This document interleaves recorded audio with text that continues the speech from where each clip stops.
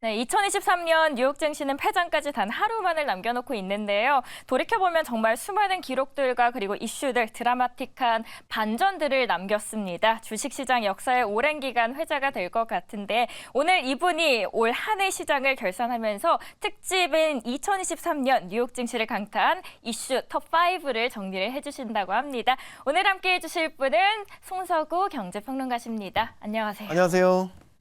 왠지 모르게 목요일만 되면 네. 준비물을 준비해 주셔야겠다 할 것 같은 느낌이 들죠. 그러게요.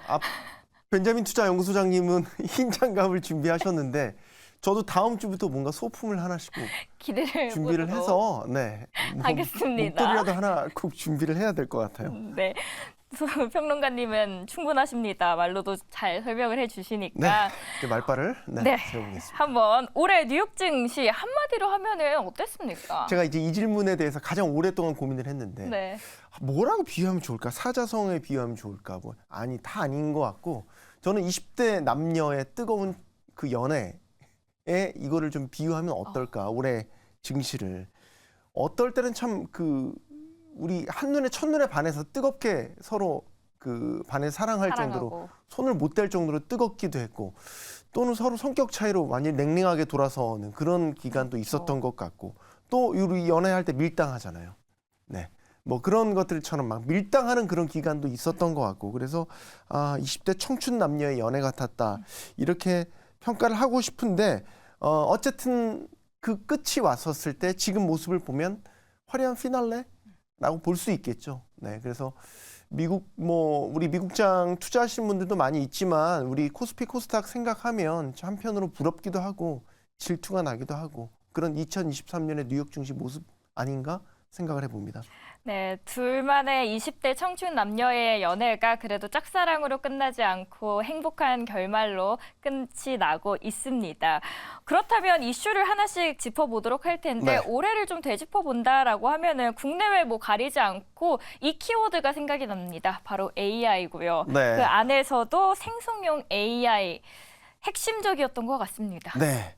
뭔가 새로운 혁명을 예고를 한 거였죠. 그리고 AI가 어떻게 보면 올해 내내 주식시장, 사실 미국뿐만이 아니죠. 우리도 마찬가지고 글로벌 증시를 관통했던 하나의 키워드를 꼽으라면 네, AI 아니겠습니까? 맞습니다.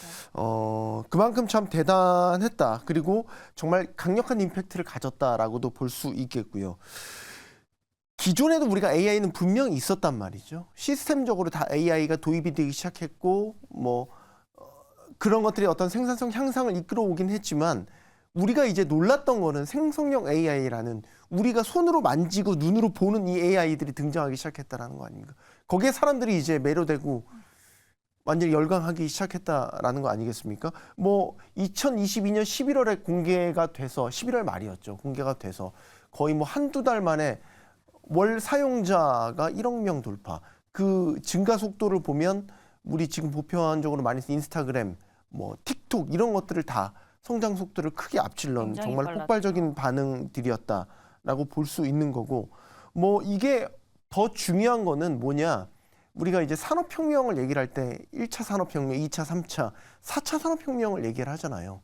그래서 앞서 인터넷에 따른 월드와이드 웹, WWW의 혁명이 있었고 애플 아이폰이 등장을 하면서 모바일 혁명이 있었다면 이제 생성형 AI가 그 다음에 혁명을 일으킬 기폭제가 될 거다.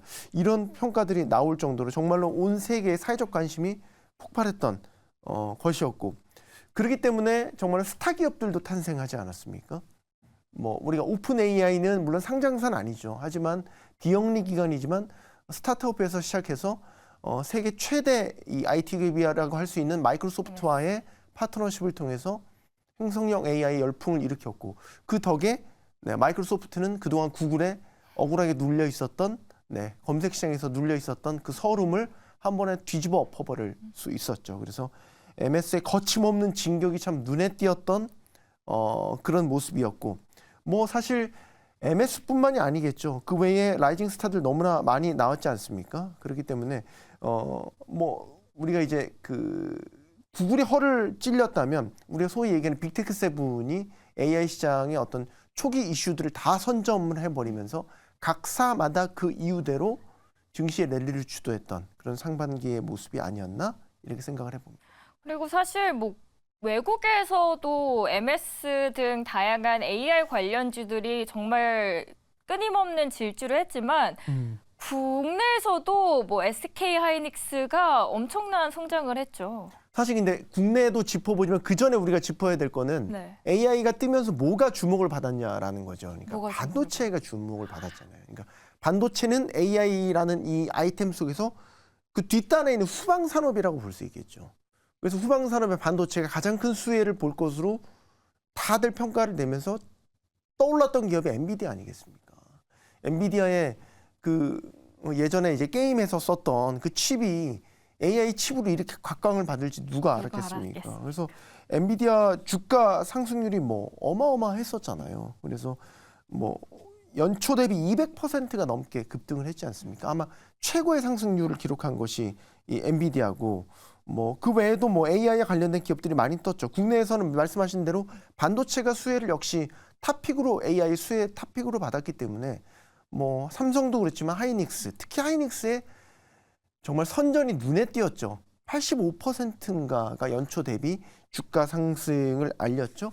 그래서 우리가 몰랐던 개념, 고대역폭 메모리라는 게 있구나. 맞습니다. HBM이라는 게 SK 하이닉스의 미래 성장 동력으로 이렇게 각광을 받았구나. 이 HBM에 있어서는 삼성 메모리 1위라는 삼성도 압도할 정도로 하이닉스의 평가가 대단했지 않습니까?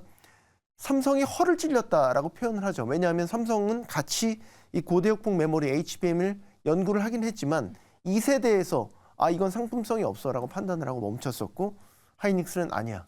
사실 이제 아니야라고 얘기했지만 할 게 이거밖에 없었다라는 평가도 있지만 어쨌든 3세대부터 빛을 보기 시작했죠. 그래서 지금 4세대 차기 모델까지 지금 계속 뭐 수주 잔고들이 여전히 많이 남아있다. 없어서 못 팔 지경이다. 이런 얘기들이 나오고 있지 않습니까? 그래서 국내에서는 AI 그리고 이제 우리가 또 하나 짚어볼 거 AI 테마주였죠. 네. 그러니까 반도체를 우리가 테마라고 얘기하기는 힘들고 다만 이제 AI와 결합된 테마주들이 AI 꼬리표를 달고 있는 것들은 다 어쨌든 돌아가면서 한 번씩 다 주목을 받았잖아요.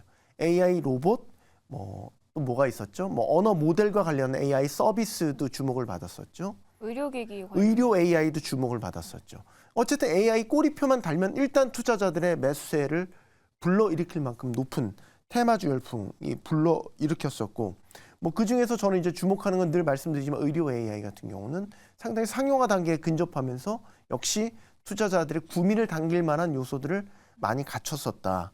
이런 부분을 우리가 앞으로도 어떤 의료 AI에 대한 어떤 성장 가능성을 주목해서 볼 필요가 있다라는 부분까지 말씀을 드리고 싶습니다.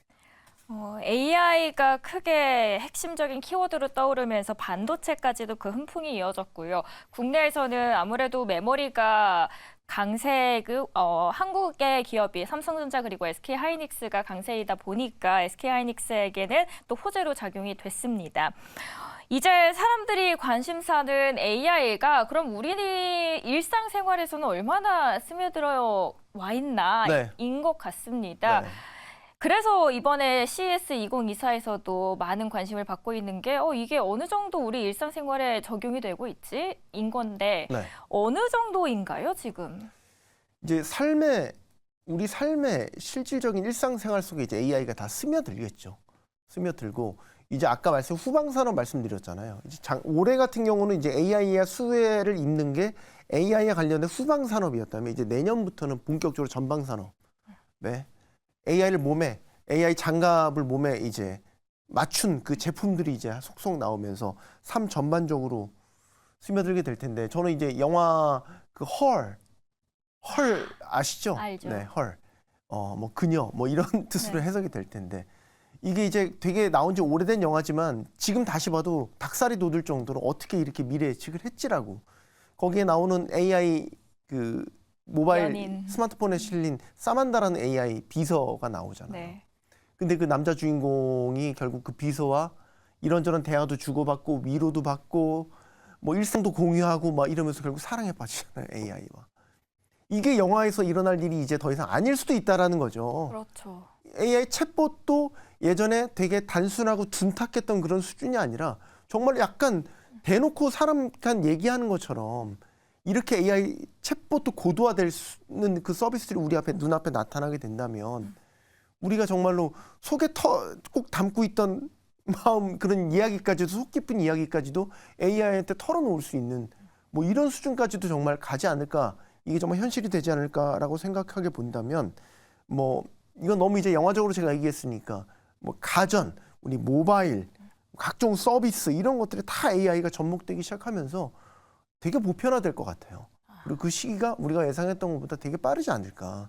당장 1월에 갤럭시 S24가 나오면 네. 처음으로 이제 우리 늘 손에 들고 다니는 이 스마트폰에 AI 폰이 이제 그렇죠. 네. 삼성은 지금 루머에 따르면 이름 자체도 새로 짓는다는 거 아니겠습니까? 이게 이제 어쨌든 글로벌 첫 AI 스마트폰인데 스마트폰 이름 자체도 버려야 되는 거 아니야? 아예 새로운 개념으로 접근해야 되는 거 아니냐? 그래서 네이밍을 다시 하자. 이런 뭐 움직임도 있다. 이런 루머도 지금 나오고 있을 정도로 임팩트가 어떨지 한번 지켜보시죠. 굉장히 흥미로운 관전 포인트입니다. 진짜 영화 같은 이야기가 현실로 바로바로 움직여지는 게 정말 하루가 다르게 느껴집니다. 생성형 AI 열풍 주도했던 게 M7인 것 같습니다. 네. M7 열풍 어느 정도였나요? 예전에 M7 나오게 매그니피션트 7이라고 하는데 네. 그 전에 팡이었잖아요. 맞습니다. 네, 팡. 페이스북, 아마존, 넷플릭스, 구글. G가 구글이었죠. 네. 네. 근데 이제 그 개념이 일부 탈락할 거 탈락하고 맞아요. 확대가 돼서 이제 2023년에는 사실상 이 매그니피션트 7이 주도했던 올해 뉴욕 증시였다 이렇게 볼 수 있겠죠. 애플, 마이크로소프트, 알파벳, 아마존, 엔비디아가 새로 편입됐죠. 테슬라가 여기에 들어가고 이제 메타는 이름을 바꾼 거니까요.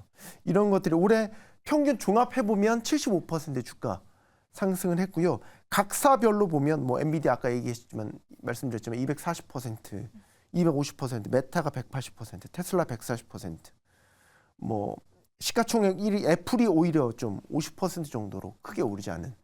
네. 크게 오르지 않은 게 50% 상승한 거예요. 그래서 아마 올해 초반에 혹시 이 매그니피션트 7 종목을 담가 두셨다가 흔들리지 않고 쭉 지금 연말까지 담고 계신 분들이라면 네, 지금 매일 소고기를 사드시지 않을까, 한우 소고기를 사드시지 않을까 이런 생각이 들 정도로 네, 얼마나 행복하시겠어요. 네. 혹시라도 사셨나요? 저는 M7? 연초에 샀다가 비밀번호를 차라리 까먹었었으면 좋겠다라는 생각이 드네요. 그러니까 이런 매그니피션트 7 이런 거 상승률 보면 네. 누가 그러잖아요. 그 주식 격언 중에 하나가 주식 사놓고 쿨쿨 잠을 자라. 차라리 들여다보지 건들지 않고 그냥 있으면 오르는 게 주식의 생리인데 왜 자꾸 괜히, 들여다봐서 그러니까. 매도 버튼을 누르냐 중간에. 이게 사람의 심리가 불안하니까 뭐 어쩔 여러 수 가지 없는 막 것 계속 같아요. 주식 바꿔가면서 할 필요 없이 사놓고 지긋하게 1년만 기다리면 이렇게 네, 100% 가까운 2배 가까운 지금 금리가 많이 올랐다고 해서 은행이자 뭐 7% 8% 준다고 하는데 이거 M7만 잘 샀어도 이런 대박 수익률이 어디 있겠습니까? 평론가님께서는 누리셨습니까? 전 너무 늦게 샀어요. 지금 순간적으로 제가 욕할 뻔했는데 네. 네, 너무 늦게 사가지고 참 재미가 없었지만 그래도 이런 것들을 보면 섣불리 매도 버튼을 누를 건 아니구나 다시 한번 다짐을 하게 됩니다. 그럼 일단 매그니피센트 7, M7이 올해 왜 이렇게 뜨거웠나 생각을 되짚어볼 필요가 있을 것 같습니다. AI 때문이었을까요? AI 때문이었죠. 네, AI를 가운데 놓고 각 7명의 이 빅테크 세븐들이 보면서 AI 각자 필요한 대로 다 AI 옷도 칠하고 뭐 장식도 하고 했던 것 같아요. 그래서 MS는 뭐 생성형 AI 처음으로 상용화시킨 장본인으로서 수혜를 받았고요. 또 테슬라는 전기차인데도 불구하고 AI 수혜주로 묶였죠. 또 때때로 뭐 일론 머스크가 AI와 관련된 또 아주 매력적인 발언들을 쏟아내면서 AI 모멘텀들을 잘 수용한 것 같고요. 뭐 메타도 마찬가지고 아마존도 마찬가지고요. 각사의 상황 이유에 맞게 다 AI를 잘 활용해서 랠리가 됐다. 그래서 그만큼 상승 탄력을 입었다라고 보는데 반대로 얘기하면 그러면 매그니피션트 7을 제외하면 어땠을까라는 부분도 저희가 짚어봐야 될 것 같아요. 좀 M7을 제외하고는 생각해보고 돌이켜보면은 많이 언급되지 않았던 것 같습니다. 오히려 부진하지 않았나라는 생각이 들어요. 제가 그래서 이제 그래프를 하나 준비를 한 게 있는데 네. M7을 제외하고 S&P 500 상승률보다 M7을 말이 좀 헷갈렸어요. 네. 그러니까 S&P 500 그 상승률 중에서 M7을 제외하면 어느 정도의 비중이 될까? 지금 맨 오른편 그래프를 한번 보시죠. 저게 딱 중간값이에요, 지금. 중간값이거든요. 네. 중간값에 훨씬 밑돌죠. 이게 1990년도부터 이제 그 통계를 낸 건데 네. S&P 500 주식의 비율이 이제 중간값이 49%보다 2023년은 훨씬 더 아래에 있잖아요. 그렇죠. 네, 크게 밑돌고 있잖아요. 그러면 사실 이 매그니피션트 7 빼면 나머지 주식들은 다 거의 부진했다라고 볼 수 있는 거고, 이 모습이 이게 마켓워치에서 분석한 아주 유명한 이제 주식 전략가 리처드 번스타인이 이제 분석한 건데, 이게 IT 버블 때와 비슷한 모습이라는 거죠. 이거는 저희가 한번 염두에 두고 볼 필요는 있죠. 그러면 그때 미친 듯이 올랐던 그 나스닥 소속 그 기업들 IT 주들이 뒤늦게 뛰어드신 분들은 IT 버블 때문에 훅 그 주가가 꺼지고 나서 손익분기를 회복하는데 14년이 걸렸다라는 거 아니에요. 그래서 M7에 대한 너무 맹목적인 어떤 믿음을 갖지 말라, 뭐 이런 식의 이제 경고성 분석들을 내놓은 거예요. 뭐 참고는 분명히 할 필요 있다. 그리고 포트폴리오를 다각화라는 차원에서 이런 조언을 낸 것이거든요. 근데 어쨌든 중요한 건 저 아까 그래프를 보시면 M7을 제외하면 S&P 500이 올해 그만큼 올랐을 수 있었을까? 보기를 갸웃할 수밖에 없는 거겠죠. 그중에서 영향을 미쳤던 거는 국채금리도 많이 영향을 줬습니다. 하늘 모르게 치솟다가 올해 하반기에는 좀 내려오긴 했지만 네. 너무 많이 올랐었어요. 국채금리도 제가 이제 차트로 올해 1년의 흐름을 준비를 했는데 롤러코스터였죠, 사실. 네. 상반기까지만 하더라도 3%대 중반 아래에서 안정적으로 움직였었거든요. 네, 지금 화면에 나오네요. 지금 위에 모습입니다. 위에 모습을 봐주시고요.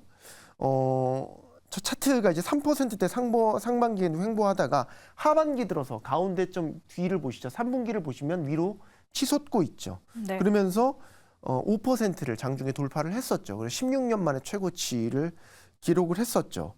반면 이제 4분기 들어서는 또 급격히 하향 안정되면서 지금은 3.8, 3.7도 찍었었죠. 다시 이제 안정돼가는 이런 모습으로 가고 있는데, 이렇게 롤러코스터를 타면서 어떤 국채금리의 흐름에 따라서 주식도 좌우되는 모습을 보였고, 왜 그럼 그렇게 3분기 때 이렇게 치솟았나라는 흐름들을 보면 사실 상반기 때까지만 해도 주식시장의 전반적인 기대치가 뭐였냐면, 연준이 이제 그만 하반기가 되면 어떤 긴축 정책을 돌릴 거야, 피봇할 거야라는 기대감이 되게 컸었고, 맞아요. 그런 것들에 대해서 이제 연준이 계속해서 아니야라고 이제 철벽을 쳤잖아요.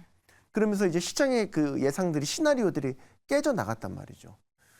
그래서 그때 혹시 기억하시겠지만 경제에 관련돼서 나쁜 뉴스들은 다 좋게 해석되고, 좋은 뉴스가 나오면 우리가 나쁘게 해석됐던 것들이 다 네. 국채금리의 흐름과 연동이 돼서 이런 부분들이 나타났었고, 그때 혹시 또 기억하시는지 모르겠지만 재정 적자가 상당히 문제가 심했었어요. 심하죠. 네, 미 재정 적자가 어쨌든 미국 정치권의 부채 협상과 맞물려 가지고 되게 큰 리스크로 주식시장에 작용을 했었고, 이게 결국 장기 국채에 대한 금리를 밀어 올리는, 급등시키는 원인이 되기도 했었죠. 이런 것들이 다 겹쳐지면서 사실 3분기 때 5%를 돌파하는 이런 모습을 보였었던 것이었다, 이렇게 볼 수 있겠습니다. 여러 가지 악재들이 겹쳤습니다. 그렇다면 인플레이션과 경기에 대해서도 이제 증시에는 두 가지의 변수가 어떻게 작용됐는지도 궁금하고요. 죄송합니다. 한 가지만 더 말씀드리면, 어쨌든 주식과 역방향으로 움직였었잖아요. 그래프를 다시 한번 보여주면 좋겠는데, 네. 그 3분기 때 주식시장이 조정을 받았던 이유는 단연 국채 그쵸. 금리의 흐름 때문이었죠. 지금 딱 보시면은 그 아래에 있는 게 S&P 500의 1년 동안의 그 차트의 흐름인데요. 국채 금리가 치솟았던 3분기 때와 그 밑에 S&P 500의 3분기 때 조정을 받았던 그 시기가 정확하게 엇갈리죠. 그러니까 금리의 인상의 부담이 증시에는 그대로 악재로 작용을 한 모습이었고, 그래서 3분기 때 일시적인 조정을 받았던 빌미가 됐었다라는 부분을 다시 한번 말씀을 드리겠습니다. 그럼에도 불구하고 마지막에 결국 연준이 왜 이렇게 화해의 제스처, 그러니까 철벽을 치다가 마지막에 당겼죠, 결국은. 결국은 인플레 경기 지금 와서 결과론적으로 보면은 네. 두 마리 토끼를 다 잡았죠, 분명히. 지금 인플레도 어쨌든 근원 물가, 네, 근원 정도. 인플레까지 포함해서 연준의 목표치인 2%로 가는 데 있어서 초입이죠. 3% 초반대니까. 그러면 이제 지난 마지막 연준 때 이제 2% 도달하기 전에 금리 방향을 바꿔야 된다라는 이제 이런 얘기를 하면서 시장이 환호했던 거잖아요. 어쨌든 지금 보면은 금리가 어쨌든 빠르게 안정이 돼가고 있는 이런 추세 속에서도 3분기 경제 성장률 4.9% 기억하시죠? 서프라이즈였잖아요. 맞아요. 금리를 이렇게 올렸는데 성장률이 이렇게 탄탄해? 라는 얘기가 나오면서 시장 내에서는 이렇게 되면 뭐 그 당시에는 일단은 그런 금리를 더 올려도 되겠나라는 이유로 작용했지만 4분기 들어서는 금리와 경제 다 두 마리 토끼 잡을 수 있다라는 자신감의 근원이 됐고 지금 이제 4분기 경제에 대한 이야기도 나오고 있지만 고용도 천천히 둔화되는 모습을 보이면서 연준도 자신감을 갖게 됐죠. 그래서 연준의 포커스가 결국 인플레를 잡겠다는 거에 있어서 이제는 인플레와 동시에 경기 흐름까지도 이제 생각을 해야겠다라는 걸로 포커스 자체가 좀 나뉘어졌다. 이런 부분들을 우리가 염두에 두고 연말 장세를 봐왔던 거죠. 네. 올해는 밀고 당기기도 했고 연인의 뜨거운 사랑이라고 평론가님께서 비유를 해주셨는데요. 내년에는 이 밀고 당기기는 그만하고 내년엔 좀 안정적이고 불타는 사랑을 했으면 좋겠습니다. 근데 마지막에 네. 연준이 계속 철벽을 쳐서 시장이랑 연준이 계속 아까 밀당 얘기하셨으니까 네. 서로 밀고 당겼잖아요. 그렇죠. 앞서 나가면 워워시키고 아직 아니야. 그렇죠. 이런 식으로 했다가 지금 마지막에 어쨌든 마지막 FOMC에서 연준이 돌렸지 않습니까? 시장은 거기에 환호를 했고 그럼 또 이제 손을 잡은 거죠. 맞손을 한 거죠. 그럼 내년에는 조금 이 표현을 시장과 화해를 했다 이런 표현이 적절할지는 모르겠지만 어쨌든 시장의 기대치를 이제는 너네 눈높이를 맞춰줄게. 연준이 뭔가 마음을 연 것 같은 그런 연인들의 어떤 연애와 비교를 한다면 프로포즈를 받아들였다고 할까요? 뭐 이런 비유도 가능할 것 같네요. 결혼까지 꼴이 나길 바라겠습니다. 오늘 함께해 주신 분은 손석우 경제평론가였습니다. 늦은 시간까지 감사합니다. 고맙습니다.